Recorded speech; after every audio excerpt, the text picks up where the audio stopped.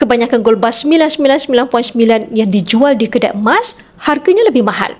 Banyak juga kedai emas yang tiada jaminan beli balik gold bar dengan spread value emas pelaburan setinggi 15 hingga 20%. Mengapa terdapat perbezaan harga yang ketara? Kerana majoriti syarikat emas tidak mempunyai kilang sendiri. Berbeza dengan public gold. Kepakaran public gold adalah emas pelaburan 999.9 dengan penghasilan emas dari kilang public gold sendiri.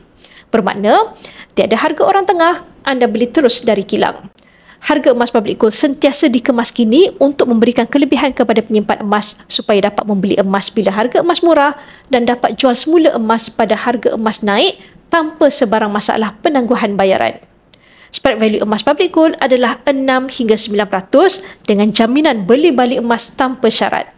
Sepanjang public gold beroperasi lebih 17 tahun dengan 1.6 juta penyimpan emas, prinsip jual beli public gold sangat mudah.